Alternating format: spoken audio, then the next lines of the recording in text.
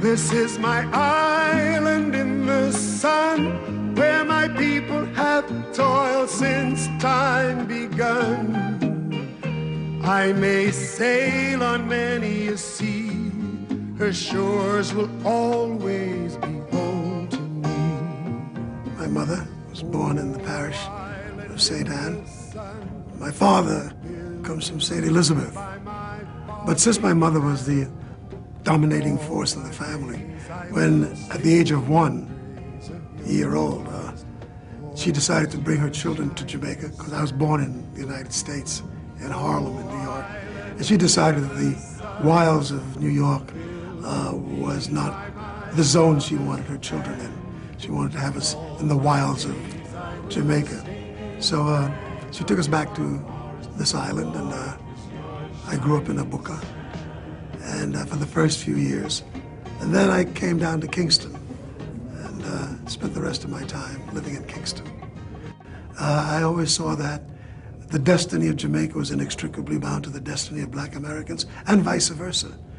And that fact alone kept me very connected. Come with me down in Jamaica, the most wonderful. Jamaica made an impact on the world through Bob Marley and reggae. All of the world record holders in the Olympics seem to be Jamaicans. I remember Hubert Humphrey coming down to Jamaica. I think the Kennedys came down to Jamaica. It was just a place to go. Come with me down in Jamaica. Live your life in paradise and have some fun. I was from the South, and the Caribbean was the first place I'd ever been where black people were running anything. It was a thrill to go to Jamaica and to see black policemen. We didn't have black policemen in Atlanta then. I used to come back regularly with Martin Luther King because he liked Jamaica. In fact, most of his books were written in Jamaica. He would go to Jamaica just about every year. Jamaica's independence was extremely important to me.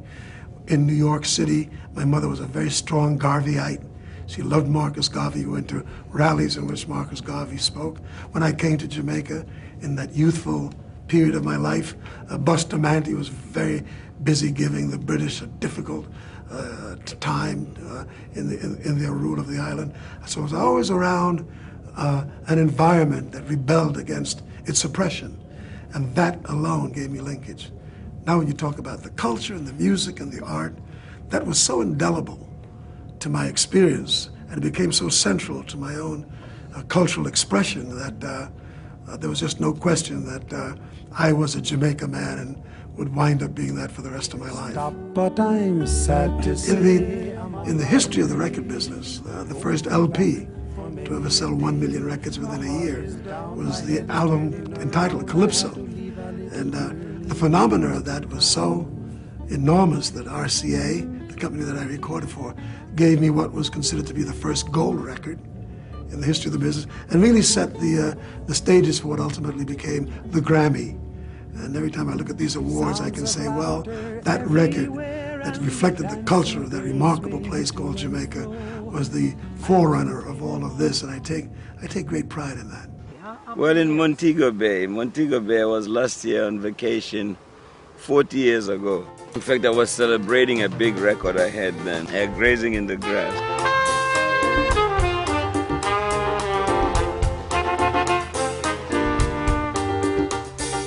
I had a major tour, and somebody said, go to Montego Bay, you know, and so I came out here. I never forgot it. There's just sort of a spiritual, ancestral ambience, you know, an environment here. I can feel, even when I first came, I could feel the past, you know, I could feel like the Africanness of it. And Jamaica is one of those countries where the African spirit lives forever, very intensely. I've been waiting for Jamaica to set some new trends for the 21st century. Well, I don't think that life will ever be as full in its meaning to me if I have a life that is without a song. music is very, very central to my existence, to my passion, to my joy. I also find it as an instrument of great communication. I mean, when you see 50,000 people in Germany singing Deo, and you look at 25,000 Japanese singing Deo, it tells you something about the power of the song, especially the songs that come out of a buka. Deo!